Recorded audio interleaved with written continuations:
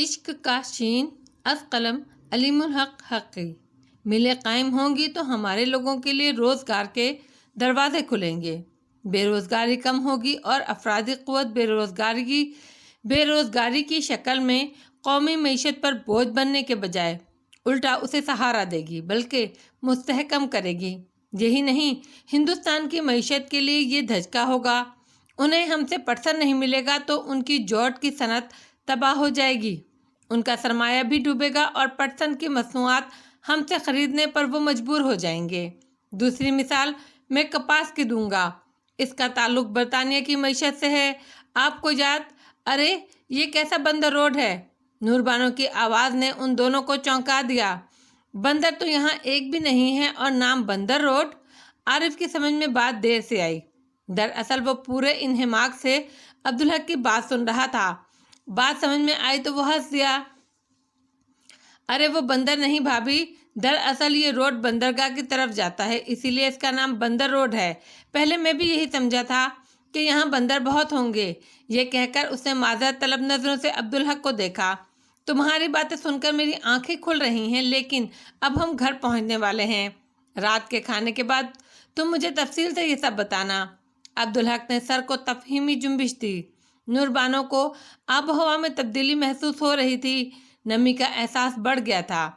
عجیب بات یہ تھی کہ اسے اپنے منہ میں نمک کا ذائقہ محسوس ہو رہا تھا، اس کے علاوہ ہوا کی خنک ہونے کی بھی پتہ چل رہا تھا، لیکن پسینہ تھا کہ اب بھی خشک نہیں ہو رہا تھا۔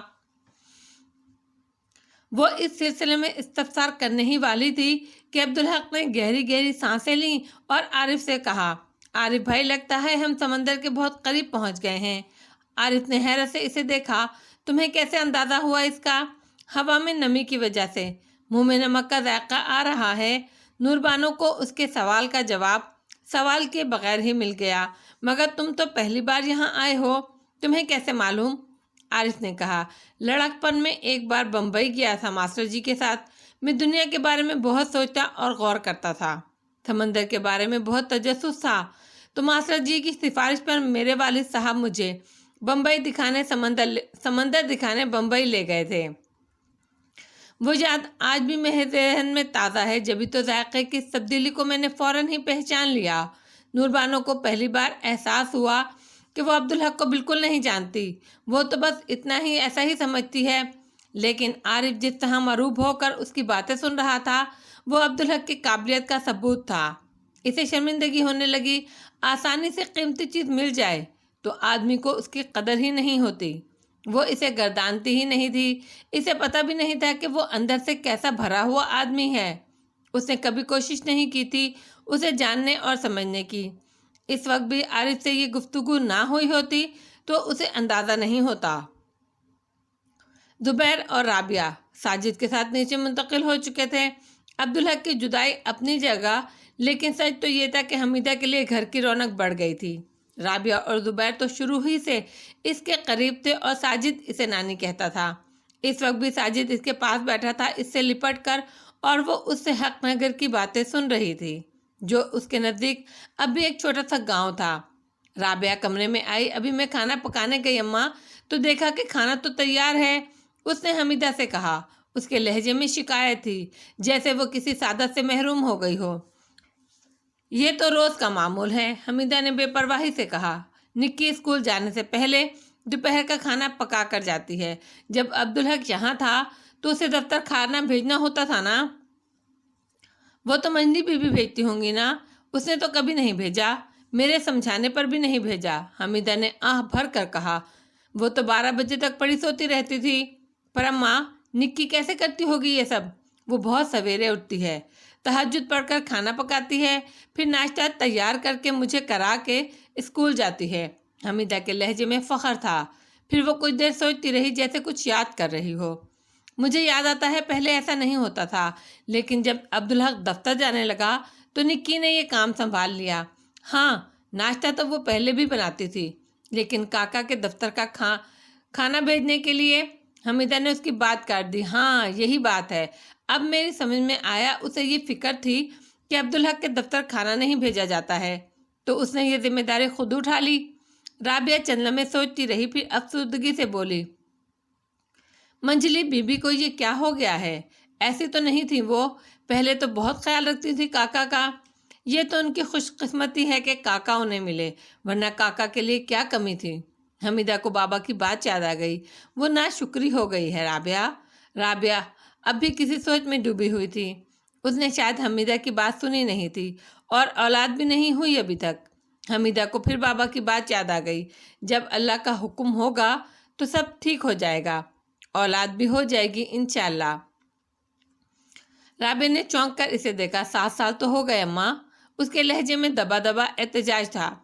بڑے ٹھاکر کا انتظار یاد نہیں تجھے؟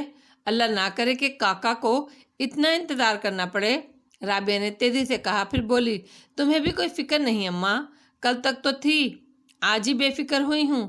تو بھی فکر نہ کر رابعہ، اللہ نے چاہا تو میری گود میں کھیلے گا عبدالحق کا بچہ، انشاءاللہ اماں انشاءاللہ۔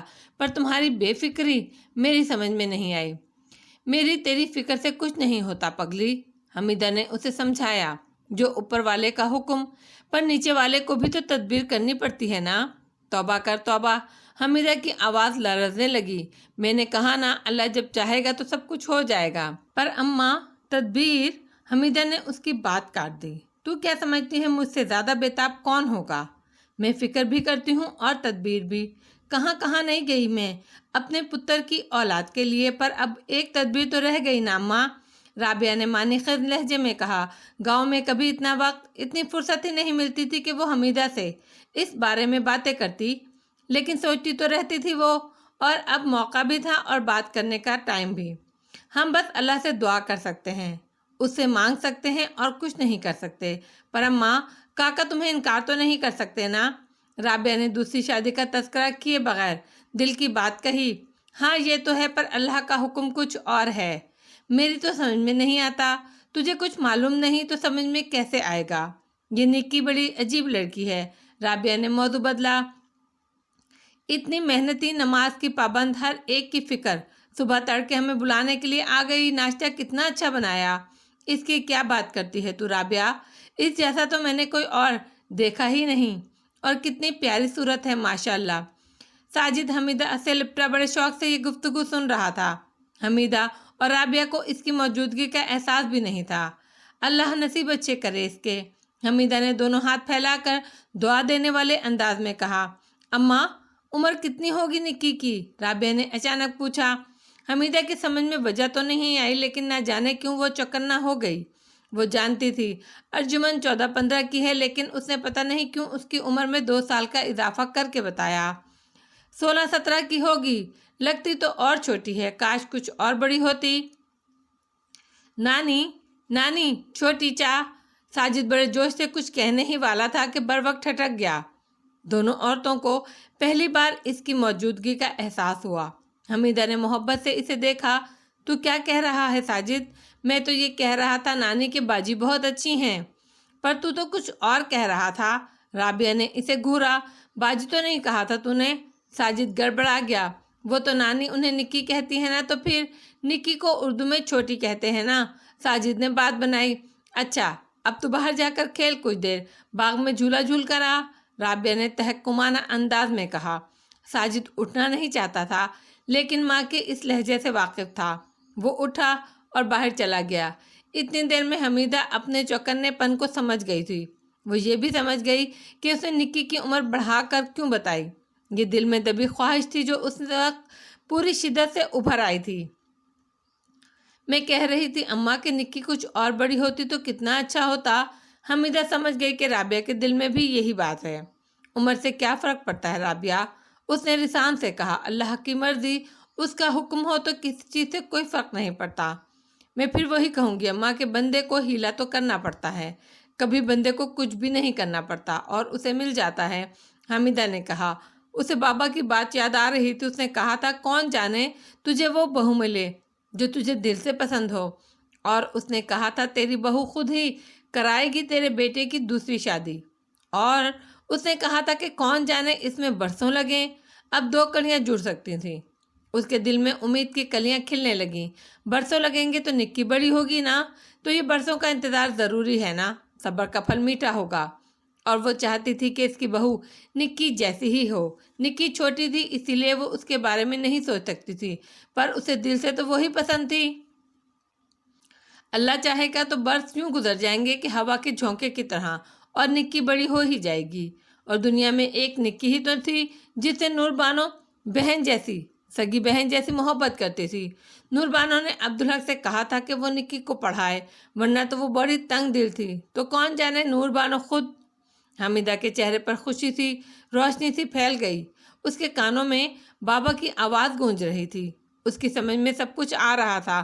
وہ اب خوشی سے برسوں صبر کر سکتی تھی، انتظار کر سکتی تھی، بس وہ اللہ سے دعا کرتی رہے گی۔ رابعہ اس کے چہرے کے بدلتے رنگوں کو غور سے دیکھ رہی تھی۔ اسے حمیدہ کی کچھ دیر پہلے کہی ہوئی بات یاد آئی جس پر وہ توجہ نہیں دے سکی تھی۔ اماں، ابھی تم نے کہا مجھے کچھ معلوم نہیں تو سمجھوں گی کیسے؟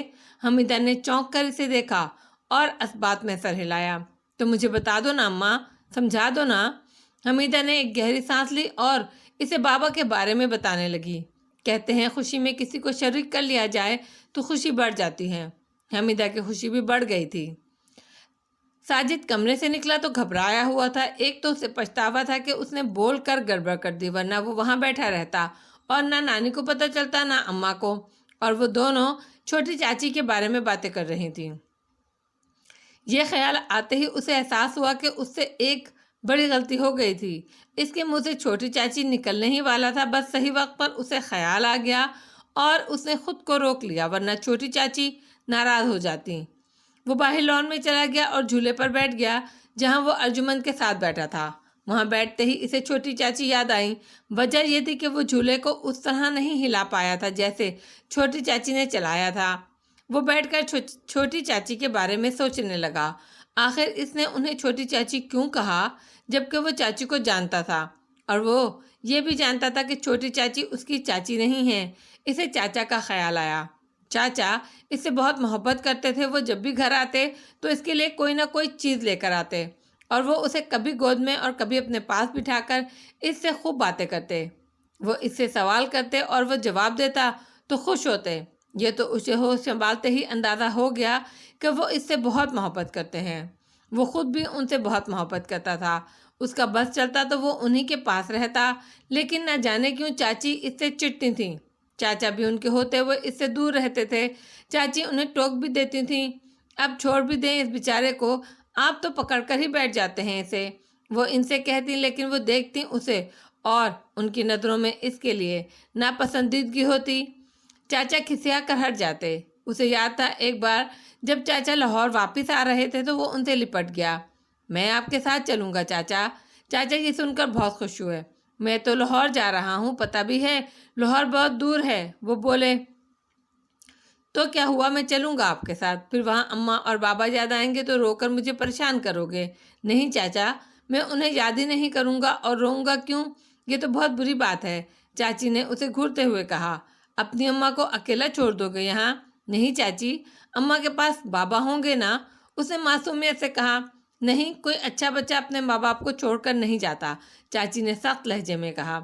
تم ہمارے ساتھ نہیں جا سکتے، ایسے سختی سے بات نہیں کرو نور بانو، چاچا نے چاچی سے کہا۔ بچوں کا دل بہت نازک ہوتا ہے، بس رہنے دیجئے، آپ کے پاس ہوتا تو اب تک آپ اس کی عادتیں تباہ کر چکے ہوتے۔ پھر بھی اس نے ضد کی تو چاچی نے اسے بری طرح ڈانٹ دیا۔ اسے یاد تھا ان کے جانے کے بعد بھی وہ روتا رہا۔ اماں اور بابا اسے پیار کرتے رہے، سمجھاتے رہے، لیکن اس کا دل دکھا ہوا تھا۔ اپنے آنسو روکنا اس کے بس میں نہیں تھا۔ اس نے کھانا بھی نہیں کھایا، بھوک ہی نہیں لگ رہی تھی۔ اماں ابا کھانے کے لیے اصرار کرتے رہے۔ وہ جان چھڑانے کے لیے منہ لپیٹ کر پڑھ لیا اور یہ ظاہر کیا کہ جیسے وہ سو رہا ہے، مگر ایسا نہ ہوتا تو اماں اور بابا کی باتیں نہیں سن پاتا۔ یہ منجلی بی بی کو کیا ہو گیا ہے، اتنا چھوٹا دل ہے ان کا؟ اماں نے کہا۔ بیکار کی باتیں مت کرو رابعہ، بابا نے سختی سے کہا۔ تو کیا غلط کہہ رہی ہوں میں؟ اتنا رلایا میرے بچے کو، کھانا بھی نہیں کھایا اس نے، بھوکا ہی سو گیا۔ اس میں منجلی بی بی کا کیا قصور؟ وہ تو اسے اچھی بات سمجھا رہی تھی تو پیار سے سمجھاتی نا۔ سختی کی بات زیادہ یاد رہتی ہے بچوں کو، بس رہنے دیجئے۔ اماں چونک گئیں۔ وہ تو شروع ہی سے چڑتی ہیں میرے بچے سے، چھوٹا سا تھا اس وقت سے، کاکا تو اس کے بغیر رہ نہیں سکتے تھے۔ منجلی بیوی نے انہیں دور کر دیا میرے بچے سے۔ میں پھر کہتا ہوں رابعہ، ایسی باتیں نہ کرو، ہم تو بس وفادار نوکر ہیں۔ مالکوں کے بارے میں یہ رشتہ تو ہمارے بس کاکا سے ہے، منجلی بیوی سے نہیں، اور کاکا تو ہمارا مان ہے۔ تمہیں بڑا بھائی سمجھتے ہیں، سمجھنے سے رشتے نہیں بدل جاتے۔ آدمی کو اپنی اوقات نہیں بھولنی چاہیے۔ اور میری بات دھیان سے سن، منجلی بیوی اب ہمارے لیے صرف منجلی بیوی نہیں، وہ کاکا کی بیوی ہیں۔ ان کے بارے میں سوچ سمجھ کر بات کیا کر۔ لیکن ساجد کے ابا، کاکا نے خود کہا اب ہم ان کے نوکر نہیں ہیں۔ دیکھو نا، اب ہم مسلمان ہیں، تو سمجھتی کیوں نہیں پگلی؟ بابا کا لہجہ نرم ہو گیا۔ کاکا نے اس وقت جو کیا اب میں سمجھ سکتا ہوں۔ ہم انہیں مالک نہیں کہہ سکتے۔ دیکھو نا، مالک تو صرف اللہ ہے۔ اب یہ تو سوچ کہ اللہ نے ہمیں عزت دی، سیدھے راستے پر لایا، ہم اس دین میں داخل ہوئے، اللہ کا فضل۔ پر یہ راستہ تو ہم نے کاکا کی محبت میں ہی دیکھا، ہماری وفاداری ہی نے ہمیں ان کے پیچھے چلایا۔ اب مسلمان ہونے کا یہ مطلب تو نہیں کہ ہم اس وفاداری کو، اپنے اصل تعلق کو بھول جائیں۔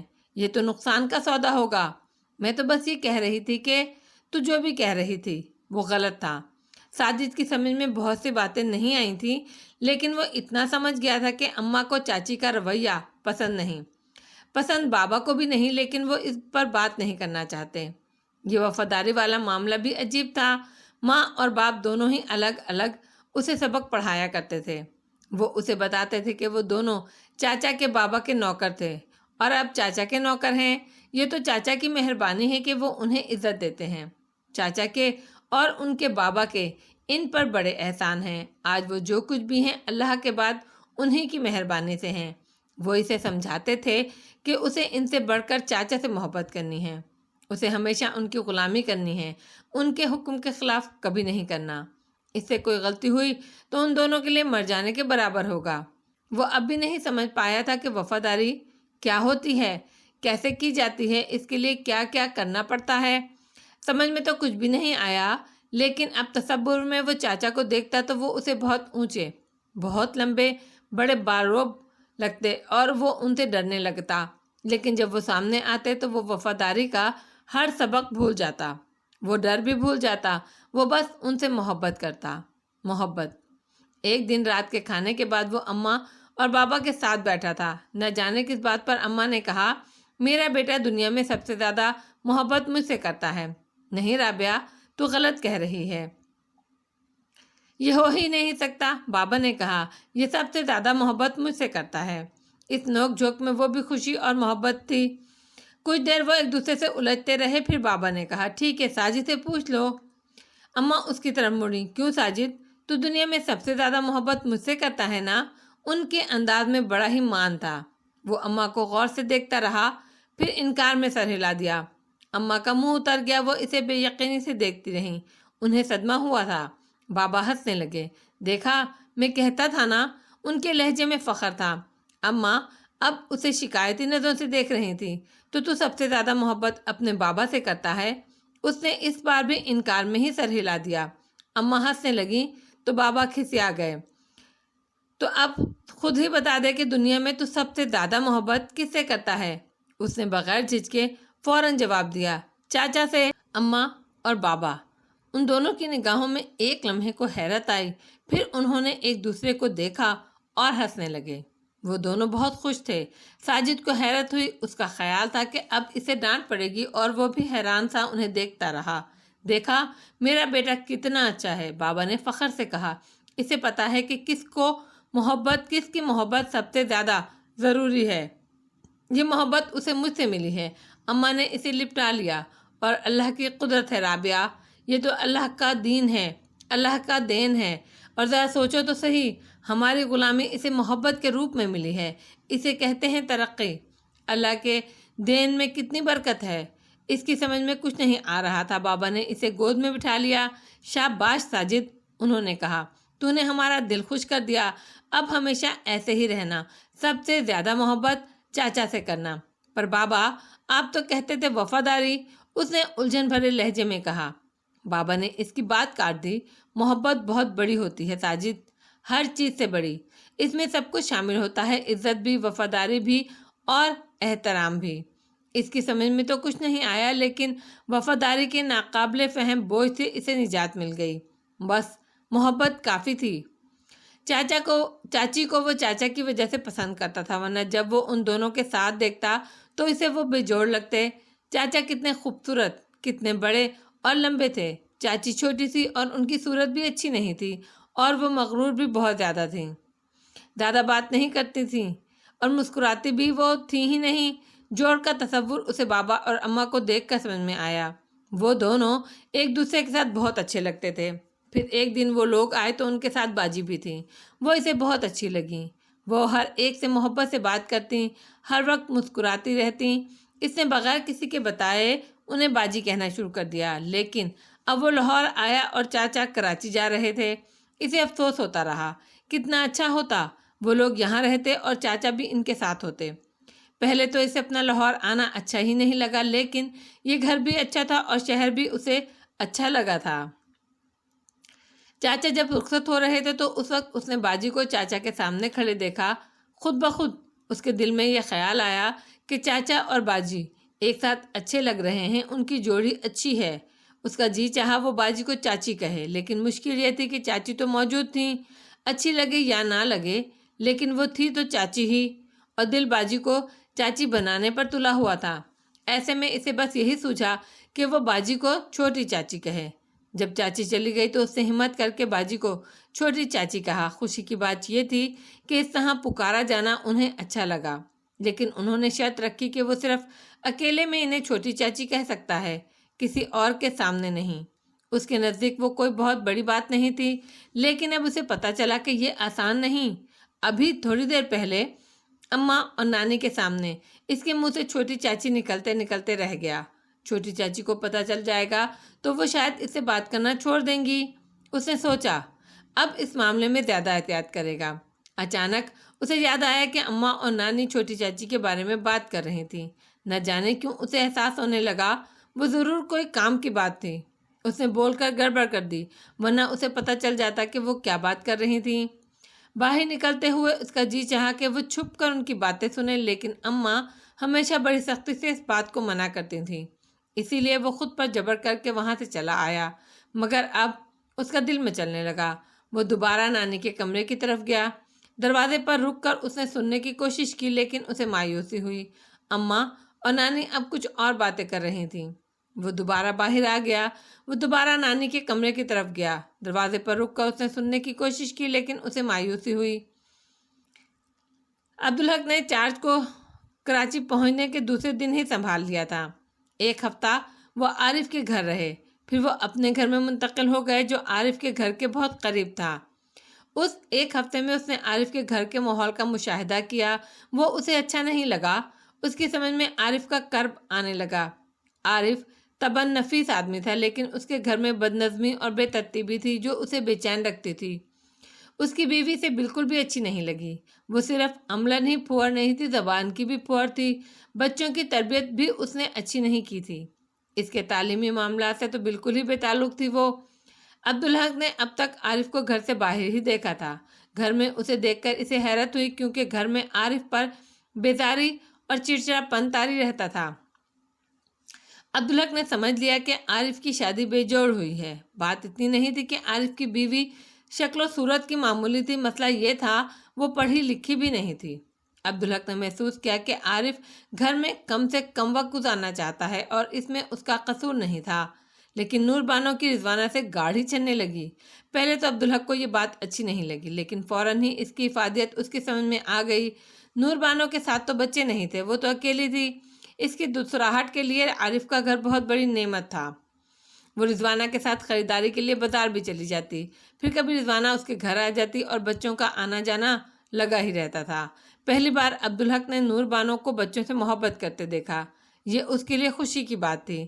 پھر ایک دن عبدالحق کے گھر میں بیٹھ کر عارف نے وہ بات شروع کی جو اس روز ایئرپورٹ سے گھر آتے ہوئے ادھوری رہ گئی تھی۔ اس روز تم ملکی معیشت کی بات کر رہے تھے، عارف نے اسے یاد دلایا۔ جی ہاں، اور بات ادھوری رہ گئی تھی، عبدالحق نے کہا۔ اب تو مجھے یہ بھی یاد نہیں کہ میں کیا کہہ رہا تھا، مگر مجھے یاد ہے، عارف نے مسکراتے ہوئے کہا۔ تم کچھ طویل المیعاد منصوبوں کی بات کر رہے تھے، جی ہاں، منصوبے بنانے کے سوا ہم کر ہی کیا سکتے ہیں؟ عبدالحق نے گہری سانس لے کر کہا۔ تم نے کہا تم منصوبے بنا کر آگے بڑھا دیتے ہو اور ان پر عمل نہیں ہوتا۔ آپ میری بات کر رہے ہیں، میری تو کوئی حیثیت نہیں۔ چچا جان نے کتنا کچھ کیا مگر سب بے سود، بہت اہم باتوں کو نظر انداز کر دیا گیا۔ انہوں نے کچھ محکموں کے ملازمین کو بہت اچھی معقول تنخواہ دینے کی تجویز پیش کی تھی۔ ابتدائی طور پر ان میں کسٹم، انکم ٹیکس اور پولیس کے محکموں کو شامل کیا گیا تھا۔ اس کی اہمیت بھی بتا دی گئی تھی مگر وہ تجویز نہیں مانی گئی۔ اب اس کا نتیجہ ہم دیکھ رہے ہیں۔ کیسا نتیجہ؟ میں سمجھا نہیں۔ میں اور آپ دونوں ہی اس وقت کسٹم میں ہیں۔ میں نے دیکھ لیا کہ یہاں رشوت کتنی عام ہو گئی ہے، آپ بھی جانتے ہیں۔ اب میں سمجھا، تنخواہ بڑھانے سے کیا رشوت کا سلسلہ رک جاتا ہے؟ عارف نے اعتراض کیا۔ دیکھو عبدالحق، میں کئی سال سے اس محکمے میں ہوں، رشوت کے معاملے کو سمجھتا ہوں۔ کسی شخص کو کوئی غلط کام کروانا ہوتا ہے تو وہ رشوت کی پیشکش کرتا ہے۔ اب کوئی کسی کو رشوت دے گا تو لینے والا لے گا بھی۔ اس کا تنخواہوں کے بڑھنے سے کیا تعلق ہے عارف بھائی؟ لوگ ہر طرح کے ہوتے ہیں، کچھ لوگ ترغیب کے سامنے ہار جاتے ہیں، کچھ کمزور پڑنے والے اور کچھ مضبوطی سے ڈٹ جانے والے ہوتے ہیں۔ کم تنخواہ اور بڑھتی ہوئی ضرورتیں ان کے لیے جواز بن جاتی ہیں۔ ابتدا میں ایک جھجک اور شرمندگی ہوتی ہے جو آہستہ آہستہ مٹتی جاتی ہے اور پھر آدمی رشوت کا عادی ہو جاتا ہے۔ وہ برائی نہیں رہتی، اس کے معمولات میں شامل ہو جاتی ہے۔ ایک اور بات بتاؤں عارف بھائی، بات صرف اتنی نہیں کہ رشوت کا استعمال غلط کام کرانے میں ہی ہوتا ہے اور ترغیب رشوت دینے والے کی طرف سے ہوتی ہے۔ جب رشوت کا چسکا پڑ جائے تو رشوت لینے والا رشوت دینے والے کو مجبور کر دیتا ہے۔ میں نے باہر نکل کر بڑی خاموشی سے مشاہدہ کیا ہے، لوگ اعتراضات لگا کر، کام میں تاخیر کر کے کلیئرنگ ایجنٹ کو رشوت دینے پر مجبور کرتے ہیں۔ بعض کلیئرنگ ایجنٹ تو کلرکوں کے لیے ماہ بہ رشوت کا اہتمام کر رکھتے ہیں۔ اب بلز آف انٹری تو بہت بڑی تعداد میں ہوتی ہے، تو ان لوگوں کا کام ہمارے کلرک ہاتھ کے ہاتھ کر دیتے ہیں۔ عارف حیرت سے اسے دیکھ رہا تھا۔ تم کیا بلا ہو بھائی؟ اس نے کہا۔ میں نے دیکھا ہر سیٹ پر رشوت کی گنجائش نہیں ہے۔ کچھ سیٹیں سوکھی کہلاتی ہیں، ان پر کام کرنے والے عام طور پر دیر سے دفتر آتے ہیں اور جلدی نکل جاتے ہیں۔ جو رشوت والی سیٹوں پر بیٹھے ہیں وہ وقت سے پہلے دفتر آ جاتے ہیں، دفتر کا وقت ختم ہو جانے کے بعد بھی کام کرتے رہتے ہیں۔ عارف کی حیرت اور بڑھ گئی۔ اور اس سب کا کیا فائدہ؟ اسسٹنٹ کلیکٹر ہونے کی حیثیت سے میں اپنے ماتحتوں کا ذمہ دار ہوں۔ وہ غلط کرتے ہیں تو جواب دہی میری بھی ہے۔ میں یہ سب سمجھ لوں گا تو رد بدل کروں گا۔ میں کوشش کروں گا کہ اچھے اور ایماندار لوگوں کو آگے لاؤں، انہیں زیادہ آسانیاں، اہم ذمہ داریاں سونپوں۔ میں اصلاح کرنے کی کوشش کروں گا، یہ میرا فرض ہے۔ میں ڈسپلن کو یقینی بناؤں گا، ایماندار اور محنتی لوگوں کو اس کا کچھ صلہ دلاؤں گا تاکہ وہ مایوس ہو کر دوسروں کے رنگ میں نہ رنگ جائیں۔ اب میں سمجھا تم مسعود صاحب کو اتنے پسند کیوں ہو۔ عارف نے گہری سانس لے کر کہا، لیکن میں تمہیں ایک بات بتا دوں، میں یہاں برسوں سے ہوں۔ تم رشوت کا خاتمہ نہیں کر سکتے، یہ بیماری تو بہت اوپر تک گئی ہوئی ہے۔ میں برائی سے پوری طاقت اور سچائی کے ساتھ لڑنے کا قائل ہوں۔ ختم ہونا نہ ہونا اللہ کے ہاتھ میں ہے، لڑنا ہر انسان پر فرض ہے۔ بات کہیں اور نکل گئی۔ عارف نے چونک کر کہا، تمہیں تو طویل المیعاد منصوبوں کے بارے میں پوچھنا تھا، ابھی تک کوئی کام تو نہیں ہوا ان پر، تم آگے بڑھا دیتے ہو، اس کے بعد ٹائم فش۔ اسی پر تو یہ تنخواہوں والی بات نکلی تھی۔ طویل المیعاد منصوبے تو بڑی چیز ہوتے ہیں، یہاں تو چھوٹے معاملات بھی آگے نہیں بڑھ پاتے۔ بنیادی وجہ سیاسی عدم استحکام ہے۔ ذرا اس کی بھی وضاحت کر دو۔ آپ کے سامنے تو ہے سب کچھ۔ یہاں کتنی تیزی سے حکومتیں بدلتی ہیں۔ ایک فائل جس وزیر کو بھیجی جاتی ہے وہ ابھی اس فائل کو پوری طرح پڑھ بھی نہیں پاتا کہ حکومت ختم ہو جاتی ہے۔ بس حکومت کے پاس اپنے قائم رہنے کی ضمانت بھی نہیں، وہ کیا کوئی فیصلہ کرے گی؟ مجھے تو نہرو کے اس بیان پر شرم آئی کہ ہم مذاکرات کس سے کریں اور معاہدے کس سے کریں۔ یہ تو عالمی سطح پر ہماری عزت کم ہو رہی ہے۔ ایک غیر محفوظ حکومت جسے ہر لمحہ اپنی بقا کی فکر لاحق رہتی ہو، نہ تو ملک کے داخلی مسائل حل کر سکتی ہے نہ خارجی مسائل۔ اس کا سبب ایک تو یہ کہ ہمارا ملک ابتدا ہی سے ہنگامی صورتحال سے دوچار رہا، اس پر ستم کہ قائد اعظم کو مہلت نہیں ملی، لیکن چھوٹا منہ بڑی بات۔ میں یہ ضرور کہوں گا کہ قائد اعظم سے ایک بنیادی غلطی سرزد ہوئی۔ انہیں ابتدائی میں نو آبادیاتی طرز حکومت سے قوم کو چھٹکارا دلا دینا چاہیے تھا۔ اس کے بغیر آزادی اور تعمیر نو دونوں کا تصور ممکن نہیں تھا۔ گورنر جنرل کا عہدہ انگریزوں کی یادگار تھا۔ اس کا خاتمہ بہت ضروری تھا، خاص طور پہ اس لیے کہ اس عہدے میں سیاسی قوت کا ارتکاز تھا۔ پارلیمانی نظام میں ایسا نہیں ہوتا۔ چیک اینڈ بیلنس کی بڑی ضرورت ہوتی ہے۔ گورنر جنرل تو منتقل العنان انسان ہوتا ہے۔ اب سوچیں، قائد اعظم قیام پاکستان کے بعد صرف 1 سال زندہ رہے۔ اس کے بعد اقتدار کے اوپر غیر مخلص سیاستدانوں نے، جن کے پاس مسند اقتدار تک پہنچنے کا کوئی راستہ نہیں تھا، سازشیں کی۔ نتیجہ یہ کہ قائد اعظم کی وفات کے 3 سال بعد لیاقت علی خان کو شہید کر دیا گیا۔ اس کے بعد سے اب تک جو کچھ ہوا وہ آپ کے سامنے ہے۔ حکومتیں بنتی ہیں اور مہینوں میں رخصت ہو جاتی ہیں۔ سارا فساد گورنر جنرل کے عہدے کا ہے۔ چلو، قائد اعظم یہ کام نہ کر سکے، لیکن گورنر جنرل کا عہدہ تو آج بھی اہم ترین ہے۔ 10 برس ہو گئے، اب تو آئین بھی بن گیا، تو اس عہدے سے نجات کیوں نہیں پالی گئی؟ یہی تو مسئلہ ہے۔ اسی لیے تو ہر حکومت کے خلاف ریشہ دوانیاں ہوتی ہیں۔ جو آئین بنایا گیا وہ اچھا نہیں ہے۔ جو آئین ایک آئینی حکومت کو تحفظ فراہم نہیں کر سکتا، اسے کیسے اچھا کہا جا سکتا ہے؟ آئین بنانے والوں نے قوم کو مایوس کیا، لیکن عبدالحق، گورنر جنرل کا عہدہ تو ہندوستان میں بھی رہا۔ عارف نے اعتراض کیا، جی ہاں بالکل رہا، لیکن انہوں نے اسے اپنایا نہیں۔ ماؤنٹ بیٹن ہی وہاں کا گورنر جنرل رہا، لیکن انہوں نے اسے محض ایک نمائشی اور ایک بے اختیار عہدہ بنا دیا، اور پھر اسے ختم بھی کر دیا۔ آئین بننے میں تو وہاں بھی وقت لگا، لیکن آئین سے محرومی کے اس عرصے میں بھی ہندوستان میں گڈ گورننس رہی۔ سیاسی عدم استحکام اور انتشار نہیں رہا۔ انہوں نے جمہوریت کو اور جمہوری حکومت کو مستحکم رکھا اور اس کا تسلسل قائم رکھا۔ انہوں نے اپنی قوم کو ایک اچھا اور لچکدار آئین دیا، تو خرابی ہمارے سیاستدانوں نے ہی پیدا کی نا؟ جی ہاں، بدقسمتی سے ہم اپنی مخلص اور مقبول قیادت سے، تحریک پاکستان کے صف اول کے قیادت سے محروم ہو گئے۔ کچھ کو موت نے ہم سے چھین لیا، ایک کو سازش کر کے شہید کر دیا گیا، کچھ طلع آزما سیاستدانوں کی سازشوں سے دل برداشتہ ہو کر بددل ہو گئے اور کنارہ کر کے بیٹھ گئے۔ اب سیاست اس کا نام ٹھہرا کہ قوم کے مفادات سے صرف نظر کر کے اقتدار اور مفادات کے لیے سودے بازی کی جائے۔ سیاست اور جمہوریت کے اصول ترک کر کے دونوں کو ہی رسوا کر دیا جائے۔ بہرحال بات یہ ہو رہی تھی کہ معاشی استحکام کی خاطر دور تک دیکھتے اور سوچتے ہوئے ملکی معیشت کو ایک طے شدہ راستے پر ڈال کر مکمل منصوبہ بندی کے تحت آگے بڑھا جائے۔ یہ کام طویل المیعاد منصوبوں کے بغیر ممکن نہیں، اور طویل المیعاد منصوبوں پر عمل درآمد کے لیے سیاسی استحکام اور حکومتی تسلسل لازمی ہے۔ اس سے ہم محروم ہیں۔ یہ محرومی ہمیں آگے بڑھانے کے بجائے خدا نخواستہ پیچھے دھکیل سکتی ہے۔ اچھا، تم مجھے یہ بتاؤ، آگے تک کس انداز میں دیکھتے ہو تم؟ کسی بھی ملک اور قوم کے لیے بنیادی طور پر اہم ایک مہذب اور خوشحال معاشرہ ہے، عبدالحق نے کہا، اور ایسے معاشرے کے لیے غربت سے پاک ہونا ضروری ہے، کیونکہ غریب آدمی کو برائیوں پر مجبور کر دیتی ہے۔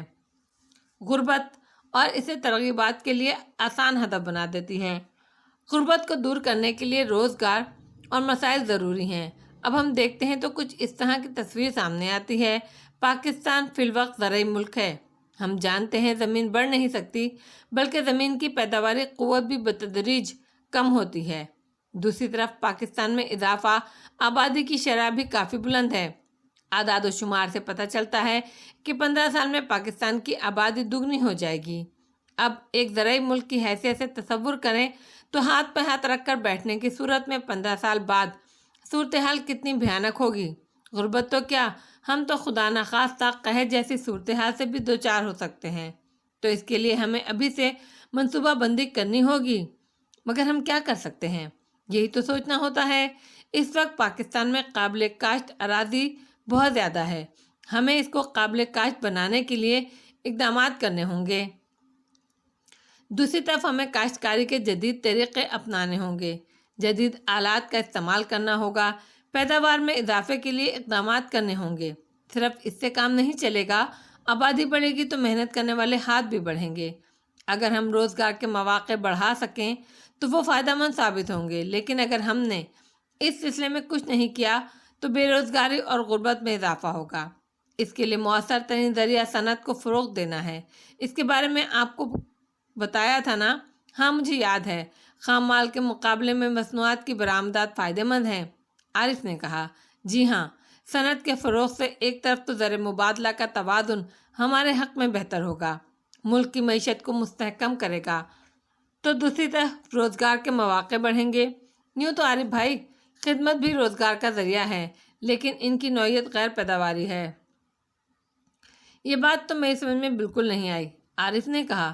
سیدھی سی بات ہے عارف بھائی، کسان محنت کرتا ہے تو پیداوار ہوتی ہے، صنعتی مزدور محنت کرے گا تو پروڈکشن ہوگی، لیکن وکیل، پلمبر، الیکٹریشین اور دوسرے لوگ جو دوسروں کو خدمات فراہم کرتے ہیں وہ پروگریسو نہیں ہیں۔ یہ لوگ خوشحال معاشرے میں ہی پھلتے پھولتے ہیں، تو جو پیداواری صلاحیت رکھنے والے ہیں وہ حقیقی قومی آمدنی بڑھاتے ہیں، جبکہ خدمات میں یہ بات نہیں۔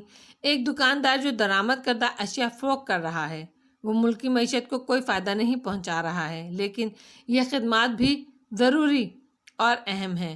مگر پیداواری صلاحیتیں ترقی پذیر ہوں تو معیشت متوازن رہتی ہے اور پیداوار کم ہو جاتی ہے، توازن بگڑنے لگتا ہے۔ اب میں کچھ سمجھ رہا ہوں، لیکن منصوبہ بندی کیا ہوتی ہے؟ میں نے پچھلی بار آپ سے کہا تھا نا کہ پاکستان میں تو فی الحال صنعت ہے ہی نہیں۔ صنعت کیا، یہاں تو اس کا بنیادی ڈھانچہ بھی موجود نہیں۔ اب ہم 15 سال بعد کی ممکنہ تصویر سامنے رکھ کر سوچتے ہیں تو پہلی چیز زرعی اصلاحات ہیں۔ زمین کی پیداواری صلاحیت بڑھانا، ناقابل کاشت اراضی کو قابل کاشت بنانا، کاشت کے سلسلے میں کاشتکاروں کی رہنمائی تاکہ غذائی اجناس کے بارے میں خود کفالت حاصل کی جائے، اور اس کے بعد وہ فصلیں کاشت کی جائیں جن سے ہماری صنعت کو خام مال حاصل ہو۔ ان سب کے لیے مربوط نظام ضروری ہے۔ یہ ریاست کو طے کرنا ہوتا ہے کہ کہاں زمین، کتنی زمین، کون سی فصل کو کاشت کرے گی۔ اس کے لیے کاشتکار کو تحفظ فراہم کرنا ضروری ہوتا ہے۔ دوسرے مرحلے میں صنعت کے لیے انفراسٹرکچر قائم کرنا ہوگا۔ یہ طویل اور صبر آزما کام ہے جو ترتیب اور تسلسل کے ساتھ کرنا ہوگا، برسوں پر محیط ہوگا۔ ابتدا میں اس کے لیے بہت قربانیاں دینی پڑتی ہیں، پھر اس کا پھل ہمیں زندگی بھر ملتا رہے گا۔ یہ ایسا ہی ہے جیسے آم کا درخت لگانا۔ قربانیاں کیسی؟ بھاری سرمایہ کاری کرنی ہوگی، انڈسٹری کے لیے بھاری مشینری درآمد کرنی ہوگی، اس کے لیے کثیر زر مبادلہ درکار ہوگا، درآمدات اور برآمدات کا توازن بگڑے گا، روپے کی قوت مستحکم رکھنا دشوار ہو جائے گا، مہنگائی بھی ممکن نہ ہو۔ پوری قوم کو یہ قربانی دینی ہی ہوگی، لیکن خدا نخواستہ تسلسل میں فرق آیا تو سب کچھ ضائع ہو جائے گا۔ یہ وہ مقام ہے جہاں سیاسی اور حکومتی استحکام کی بہت زیادہ اہمیت ہے۔ اب عارف بھائی، یہ سب کچھ کر بھی لیا جائے تو 15-20 برس کی آبادی کے لیے 15 برس بعد کی آبادی کے لیے کم از کم معاشی استحکام اور خوشحالی کے لحاظ سے کم پڑ جائے گا۔ اس کے لیے کاٹیج انڈسٹری کے فروغ کے لیے کام کرنا ہوگا۔ یوں کوئی بھی فرد حتیٰ کہ خواتین خانہ بھی بیکار نہیں رہیں گی۔ میں نے عرض کیا نا کہ سب سے پہلے میسر وسائل کا جائزہ لیا جاتا ہے، پھر ان سے بھرپور فائدہ اٹھایا جاتا ہے۔ ہمارے ہاں وسائل میں ایک بہت بڑی چیز ہے یہ کہ اللہ کے فضل و کرم سے لوگ ہنرمند بھی ہیں اور محنتی بھی۔ یہاں ہاتھ سے جو کام کیا جاتا ہے وہ بیرون ملک ہاتھوں ہاتھ لیا جانے والا کام ہے۔ کاٹیج انڈسٹری کے ذریعے ہم ہر شخص کو کارآمد بنا سکتے ہیں۔ یہی نہیں، اس سے ہمیں کثیر زر مبادلہ بھی حاصل ہو سکتا ہے۔ عارف چند لمحے سوچتا رہا۔ در حقیقت وہ عبدالحق سے بہت معروف ہو گیا تھا۔ اس نے اپنے استاد محترم کے علاوہ تمام لوگ ایسے ہی دیکھے جو صرف اپنے اور اپنے مفادات کے بارے میں سوچتے تھے۔ لیکن یہ سب کچھ تو تم سوچتے ہو اور منصوبہ بندی کر کے آگے بڑھا دیتے ہو، اس نے کہا۔ اس کا حاصل کیا ہے؟ تم نے خود بتایا آج تک تمہاری کسی تجویز پر عمل نہیں کیا گیا۔ پہلی بات تو یہ عارف بھائی کہ یہاں اکیلا میں ہی نہیں ہوں، میری کیا حیثیت اور کیا بساط۔ بہت لوگ ہیں ایسے جو در حقیقت اس ملک کا سرمایہ ہیں، صاحب علم لوگ اور عمل کرانے کی صلاحیت سے مالا مال۔ میں تو ابھی چچا جان جیسے لوگوں سے سیکھ رہا ہوں۔ وہ لوگ مخلص بھی ہیں اور جرأت مند بھی۔ وہ اپنی بات اونچی سے اونچی سطح پر کہنے سے نہیں چوکتے، لیکن سیاسی استحکام جسے تم ضروری قرار دیتے ہو، اس کے تو دور دور تک آثار نہیں، اور اس کے بغیر کچھ ہو نہیں سکتا۔ میں وہی بات کرنے والا تھا عارف بھائی، میرے نزدیک یہ پاکستان معجزہ ہے، اللہ کی رحمت ہے، اور یہ بے سبب بھی نہیں۔ مجھے یقین ہے کہ اللہ پاکستان سے کوئی بہت بڑا کام لیں گے۔ دیکھیں نا، اللہ نے نہ چاہا ہوتا تو یہ اب تک ختم ہو چکا ہوتا۔ یہ تو ملک قائم رہے گا، اور اس ملک اور قوم کو کوئی بہت بڑا کام کرنا ہے تو اللہ اسے طاقت بھی دے گا اور استحکام بھی۔ مجھے یقین ہے یہاں سیاسی استحکام بھی آئے گا، مضبوط حکومتیں بھی قائم ہوں گی، اور طویل المیعاد منصوبوں پر کام بھی ہوگا۔ شاید مستقبل میں امت مسلمہ کا دفاع بھی پاکستان ہی کرے گا۔ عارف اسے غور سے دیکھتا رہا۔ اس کے چہرے پر ایمان کی چمک تھی۔ انشاءاللہ ایسا ہی ہوگا، اس نے کہا، لیکن میں محسوس کرتا ہوں کہ یہاں اس محکمے میں تمہارا تبادلہ تمہیں ضائع کرنے کے مترادف ہے۔ ایسی کوئی بات نہیں عارف بھائی، ہر نیا تجربہ آدمی کو کچھ نیا سکھانے، کچھ آگے بڑھانے کے لیے ہوتا ہے۔ تم بہت اچھے ہو عبدالحق، لیکن یہاں کا تجربہ کچھ اچھا اور حوصلہ افزا نہیں ہوگا تمہارے لیے۔ جو اللہ کی مرضی عارف بھائی، میں تو یہ یقین رکھتا ہوں کہ ہر کام میں اللہ کی طرف سے بہتری ہوتی ہے۔ اچھا یہ بتاؤ، یہاں دل بھی لگا تمہارا؟ عارف نے موضوع بدلا۔ اللہ کا شکر ہے آپ کی وجہ سے یہ مرحلہ بہت آسان ہو گیا، لیکن سب لوگ یاد تو آتے ہوں گے۔ یہ تو قدرتی بات ہے عارف بھائی، لیکن جدائی میرے لیے نئی چیز نہیں ہے، اللہ نے مجھے اس کا ظرف دے دیا ہے۔ ارجمن کو بہت عجیب سی کیفیت تھی۔ یہ کیفیت اس پر آغا جی اور آپ ہی کے کراچی جانے کے بعد مسلسل غیر محسوس انداز میں شروع ہوئی تھی اور بتدریج بڑھتی گئی، مگر اب اس کے خیال و خیال بہت واضح ہو گئے تھے۔ اب اس کی سمجھ میں آ رہا تھا کہ وہ خوف زدہ ہے۔ آغا جی اس کے لیے شاید عافیت کی تحفظ کی علامت تھے۔ اب وہ دور چلے گئے تھے تو اسے عدم تحفظ کا احساس ہوتا تھا۔ وہ جانتی تھی کہ یہ احساس بے حقیقت ہے۔ یہاں دادی اماں ہیں جنہیں ہر وقت اس کے تحفظ کی فکر رہتی ہے۔ انہوں نے کبھی اسے ڈرائیور کے ساتھ اکیلے اسکول نہیں جانے دیا۔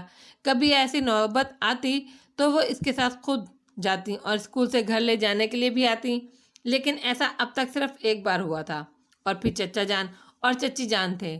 ان کے رویے سے تو اسے شرمندگی ہوتی۔ وہ بڑے تھے مگر اسے اتنی عزت دیتے تھے جیسے وہ ان سے بڑی ہو۔ وہ اس بارے میں سوچ کر الجھتی، مگر اس کی وجہ کبھی اس کی سمجھ میں نہیں آئی تھی۔ وہ اس کی طرف دیکھتے تو ان کی نگاہوں میں ایسی بے پناہ محبت چھلکتی کہ وہ بھیگ جاتی۔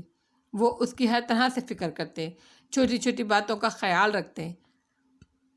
کبھی کبھی اسے ایسا لگتا شاید ان کے نزدیک وہ کانچ کی بنی ہوئی کوئی نازک گڑیا ہے جو ذرا سی ٹھیس سے ٹوٹ سکتی ہے۔ ایسی محبت اسے پہلے کبھی نہیں ملی تھی۔ اسے اسکول پہنچانے اور گھر واپس لانے کی ذمہ داری چچا جان نے سنبھال لی تھی۔ پھر ساجد تھا جو آغا جی کے حوالے سے اسے چھوٹی چاچی کہتا تھا۔ ارجمن نے دیکھا وہ آغا جی سے عشق کرتا ہے، اسی لیے تو وہ اسے سب سے زیادہ عزیز ہو گیا تھا۔ پھر وہ اس کی جان یکے بعد اسے چھوٹی چاچی کہنے لگا۔ اسے بہت اچھا لگا، ورنہ تو وہ اسے کبھی اس طرح پکارنے کی اجازت نہیں دیتی۔ اس میں خطرہ ہی اتنا بڑا تھا، کسی کے سامنے وہ کہہ دیتا تو شاید کبھی کسی کے سامنے وہ نظر اٹھانے کے قابل نہیں رہتی، لیکن اچھا اتنا لگتا تھا کہ وہ منع نہیں کر سکی۔ البتہ اس نے اسے خبردار کر دیا کہ کسی کے سامنے وہ اسے اس طرح نہ پکارے۔ اس کے باوجود وہ مطمئن نہیں تھی، آخر وہ بچہ ہی تھا، بچوں کو اتنا ہوش کہاں رہتا ہے۔ لیکن اب تک ساجد نے اسے مایوس نہیں کیا تھا۔ ساجد کے اور اس کے درمیان اتنی گہری محبت صرف اور صرف آغا جی کے حوالے سے تھی۔ دونوں گھنٹوں بیٹھ کر ان کے متعلق باتیں کرتے۔ اس دن ارجمن کے دل میں ان کی محبت اور بڑھ گئی جب اس نے بڑی معصومیت سے بتایا وہ اللہ سے ہر روز دعا کرتا ہے کہ وہ چھوٹی چاچی کو سچ مچ اس کی چاچی بنا دے۔ اس کے باوجود ارجمن نے بھی اسے یہ نہیں بتایا کہ وہ بھی اس کی چاچی بننا چاہتی ہے، لیکن وہ جانتی تھی کہ ساجد یہ بات جانتا ہے، کیسے یہ اسے معلوم نہیں تھا۔ بہرحال یہ طے تھا کہ ساجد نہ ہوتا تو شاید آغا جی کی جدائی اس کے لیے آسان نہیں ہوتی۔ تو ان سب کے باوجود یہ حال تھا کہ ہر وقت اس کے دل میں دھڑکا لگا رہتا کہ کچھ ہونے والا ہے۔ وہ خوف زدہ رہتی، خود کو غیر محفوظ سمجھتی۔ جب وہ کیفیت ختم ہوتی تو وہ اس کے بارے میں سوچ کر جھنجھلاتی، کیونکہ اس کے پاس خوفزدہ ہونے کا کوئی معمولی سا جواز بھی نہیں تھا۔ اسے خیال آتا یہ تو ناشکرا پن ہے۔ ایک دن وہ اسٹڈی میں بند ہو کر بیٹھ گئی۔ آج اسے یہ مسئلہ حل کرنا تھا۔ تحفظ ملنے کے بعد یہ عدم تحفظ کیسا؟ اسے سمجھ لیا کہ اس کے لیے اسے اپنے ماضی میں جھانکنا ہوگا۔ دہلی میں وہ بھرے پورے گھر میں تھی۔ امی، بابا، دادا، دادی، چچا، پھپھو سبھی اس کی دلداری کرتے تھے۔ سوائے محبت اور تحفظ کے وہاں اور کچھ نہیں تھا۔ پھر وہ وقت بھی اس نے دیکھا کہ سب خوفزدہ تھے۔ وہ گھر چھوڑ کر نکلے اور اس جگہ آ گئے جسے کیمپ کہا جاتا تھا۔ اس کی سمجھ میں اپنے دہلی والے گھر میں یہ کبھی نہیں آیا کہ سب لوگ کیوں خوفزدہ ہیں، لیکن کیمپ میں پہنچ کر وہ سمجھنے لگی۔ وہاں ہزاروں لوگ تھے۔ کئی وقت کھانے کو نہیں ملتا تھا، پینے کو پانی ملتا تو گندا اور بدبودار۔ ابتدا میں پہلا گھونٹ لیتے ہی اسے الٹی ہو جاتی تھی، مگر پھر وہ پانی کو پینے لگی۔ اس سے کم از کم پیاس تو بجھتی تھی۔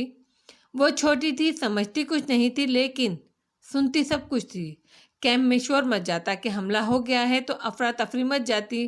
خوفناک آوازیں سنائی دیتی جن کے بارے میں کہا جاتا تھا کہ گولیاں چل رہی ہیں۔ ایسے میں اسے امی ڈھانپ لیتی۔ وہ گھبراتی تو امی کہتی گھبراؤ نہیں، اللہ ہمارے ساتھ ہے، وہ سب ٹھیک کر دے گا۔ وہاں گھر والا بستر نہیں تھا۔ امی فرش پر چادر بچھا دیتی اور اس پر اسے لٹا دیتی۔ اس کا جسم دکھنے لگتا، اس پر بھوک اور پیاس۔ وہ گھبرا کر کہتی امی گھر چلیے نا، اپنے گھر۔ اب وہ ہمارا گھر نہیں ہے۔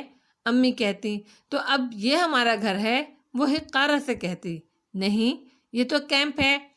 تو ہمارا گھر کہاں ہے؟ ہمارا گھر پاکستان میں ہے۔ تو پاکستان چلیے نا، اسی کے لیے تو یہاں بیٹھے ہیں، ٹرین کا انتظار کر رہے ہیں۔ ٹرین آئے گی اور ہم اس میں بیٹھ کر پاکستان جائیں گے۔ ٹرین کیسی ہوتی ہے امی؟ آئے گی تو خود دیکھ لینا۔ ٹرین کب آئے گی یہ تو کسی کو نہیں معلوم بیٹا، تم اللہ سے دعا کیا کرو۔ مگر ٹرین آ ہی نہیں رہی تھی۔ وہ دن بھر ایک چبوترے پر بیٹھی ادھر ادھر دیکھتی رہتی۔ وہ چبوترا کیمپ میں ان کا گھر تھا۔ دادا جی کہتے تھے وہ بڑی نعمت ہے۔ وہ حیرت سے سوچتی کتنے دن ہو گئے امی نے نہ اس کا منہ دھلایا، نہ بال بنائے اور نہ ہی کپڑے بدلائے۔ کیا کیمپ میں لوگ سب کچھ بھول جاتے ہیں؟ پھر اس نے دوسروں کو دیکھا، سبھی کا برا حال تھا۔ بابا اور چاچا کی شیپ بڑھ گئی تھی، اب وہ ان کے رخساروں سے اپنے رخسار نہیں ملا سکتی تھی۔ دادا کی داڑھی جھاڑ جھنکار ہو گئی تھی، سب کے کپڑے میلے، بال چکٹ ہو رہے تھے۔ پھر وہ ان سب باتوں کی عادی ہو گئی، جیسے اس نے سمجھ لیا کہ جب بھوک پیٹ کے اندر بیٹھ کر نکیلے دانتوں سے کاٹتی اور تیز پنجوں سے کھرچتی ہو تو کسی اور چیز کی پرواہ نہیں رہتی۔ ابتدا میں وہ روتی تھی، پھر آنسو خشک ہو گئے اور اس کا رونا محض بسورنے تک محدود ہو گیا۔ اس وقت اسے معلوم نہیں تھا کہ آنسوؤں کے لیے بھی جسم میں پانی کی موجودگی بہت ضروری ہے۔ ایک دن بابا نے کہا اسٹیشن جانا ہے، ٹرین آنے والی ہے۔ سب لوگ کیمپ سے نکلے اور اسٹیشن چلے گئے۔ بھوکے ہونے کے باوجود سب خوش تھے کہ وہ پاکستان جانے والے ہیں۔ اسے اب بھی یہ سوچ کر گھبراہٹ ہو رہی تھی کہ ٹرین میں کیسے دھکم پیل کے عالم میں سوار ہوئے۔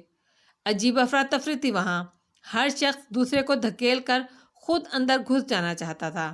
اندر اور مصیبت تھی، پاؤں رکھنے کو جگہ نہیں تھی، سانس لینے کی بھی گنجائش نہیں تھی۔ گرمی ایسی تھی کہ دم گھٹ رہا تھا۔ اسے یاد تھا ٹرین میں اس نے سوچا اس سے تو کیمپ بہتر تھا۔ ٹرین چلی تو کچھ ہوا آئی، گرمی کم ہوئی، مگر پھر اسے بھوک نے ستایا اور وہ بلکنے لگی۔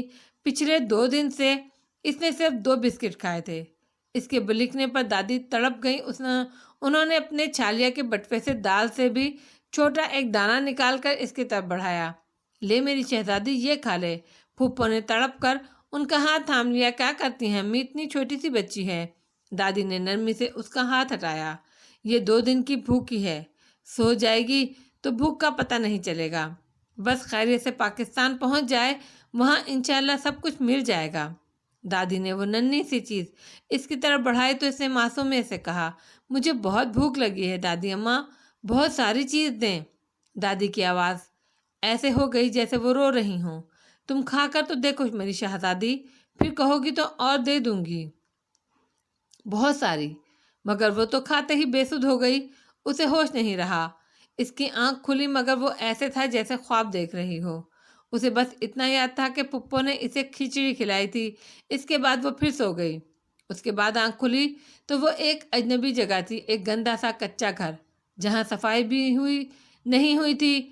پھپھو وہاں موجود تھی۔ اس نے پھپھو سے پوچھا، یہ کون سی جگہ ہے پھپھو؟ اب میں تمہیں کیا بتاؤں گڑیا، پھپھو نے بے بسی سے کہا۔ کیا یہ پاکستان ہے پھپھو؟ اپنے لہجے کی مایوسی اسے آج بھی یاد تھی۔ پھپھو یہ سن کر تڑپ گئی، یہ ایک چھوٹا سا گھر ہے بیٹا، مگر ہم یہاں نہیں رہیں گے۔ اور گڑیا، پاکستان تو بہت بڑا، بہت خوبصورت ہے۔ پھر اس نے امی، بابا، دادا، دادی اور چچا سبھی کے بارے میں پوچھا۔ پھپھو کے پاس اس کے ہر سوال کا ایک ہی جواب تھا، ان سب کو اللہ میاں نے اپنے پاس بلا لیا ہے۔ کہاں بلا لیا پھپھو؟ آسمان پر۔ وہ چند لمحے سوچتی رہی، پھر بولی، آسمان تو بہت دور ہے نا پھپھو؟ ہاں گڑیا، بہت دور ہے، تو وہاں سے واپس آنے میں تو انہیں بہت دن لگیں گے۔ نہیں گڑیا، وہاں جا کر کوئی واپس نہیں آتا، تو وہ اب کبھی واپس نہیں آئیں گے؟ اس کے لہجے میں بے یقینی تھی۔ نہیں گڑیا، وہ پھوٹ پھوٹ کر رو دی۔ میں ان کے بغیر نہیں رہ سکتی پھپھو۔ پھپھو کی آنکھوں میں آنسو آ گئے۔ میں تو ہوں نا تمہارے پاس۔ نہیں پھپھو، مجھے تو سب لوگ چاہیے، سب لوگ۔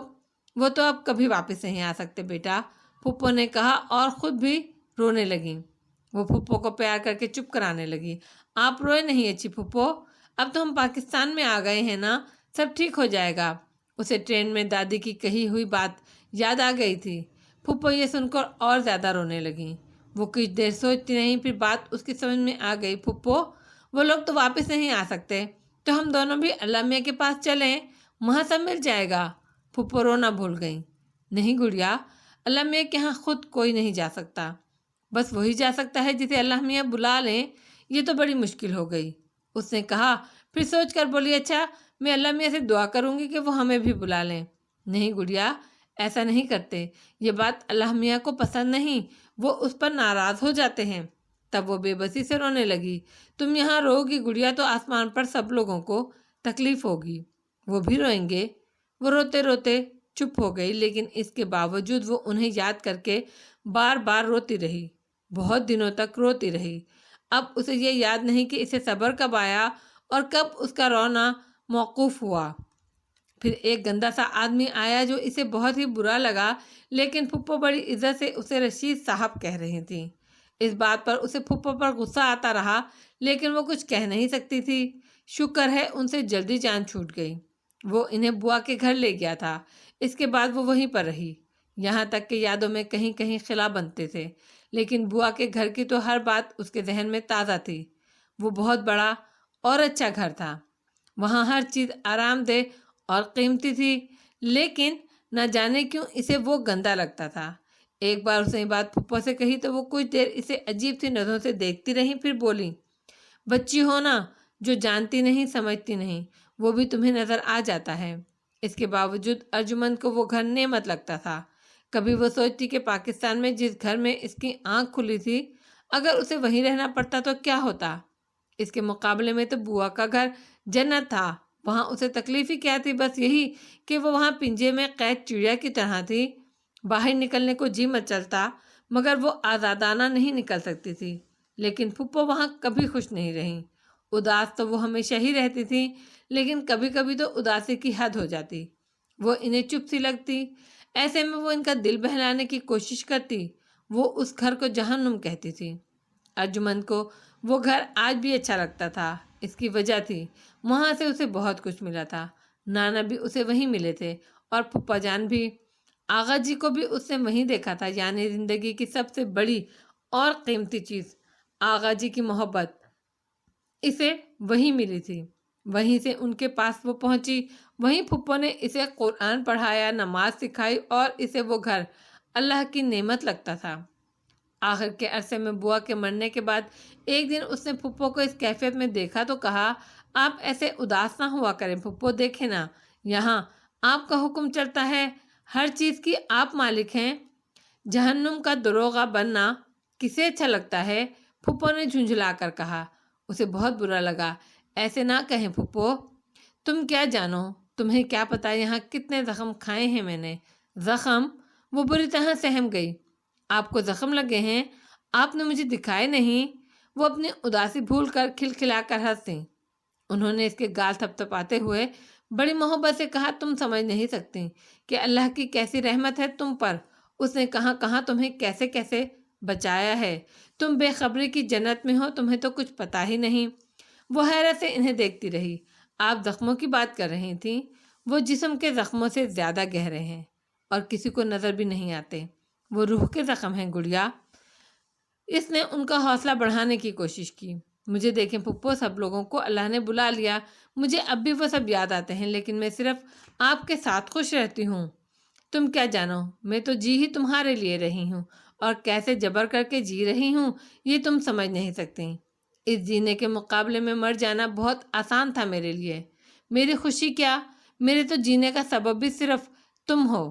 اللہ کا شکر ہے تم نے ان سب لوگوں کے اللہ کے پاس جانے کا منظر نہیں دیکھا۔ دیکھ لیتی تو زندگی بھر کے لیے مسکرانا بھول جاتی، اور جو کچھ مجھ پہ گزری وہ تم صرف دیکھ لیتی تو وہ کہتے کہتے رک گئیں۔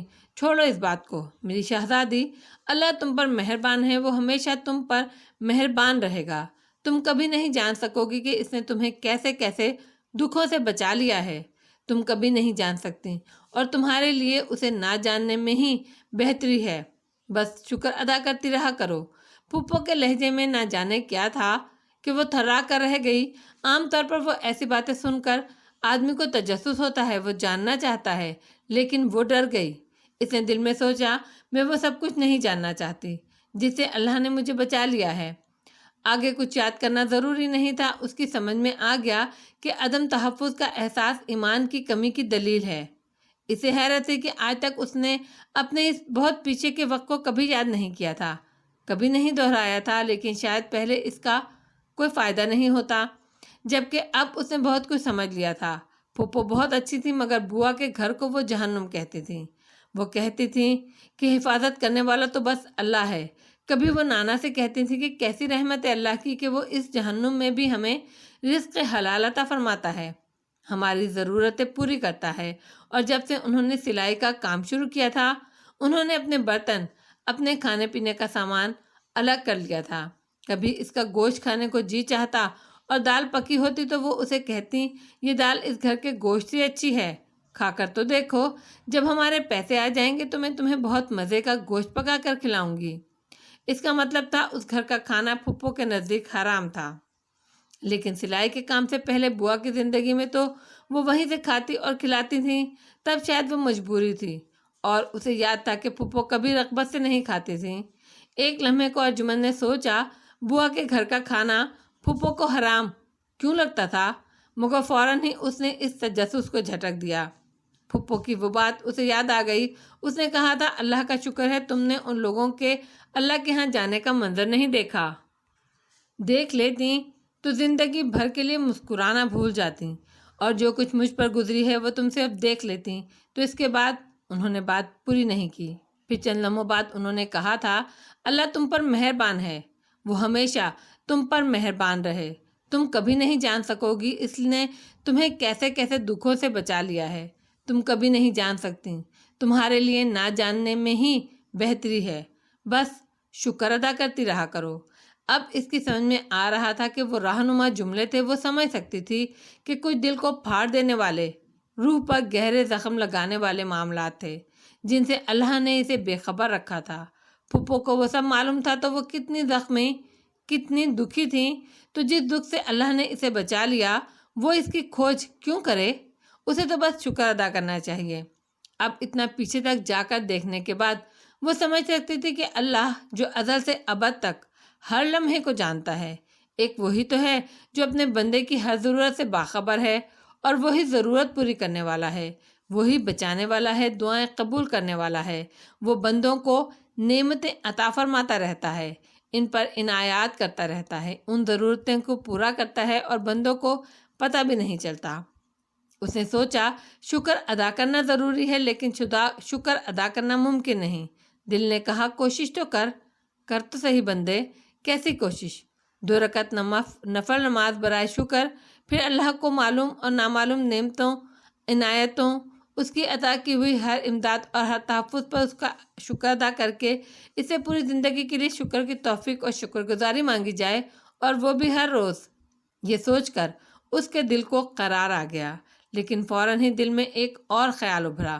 ماضی میں جھانکنے کے بعد یہ بات سمجھ میں آ گئی تھی کہ اللہ اپنے بندوں کی وہ ضرورتیں تک پوری فرماتا ہے جن کی انہیں خبر نہیں ہوتی، تو کیوں نہ وہ ہر روز 2 نفل برائے حاجات پڑھ کر اللہ سے اپنی معلوم نامعلوم حاجتوں کے لیے بھی دعا کر لیا کرے۔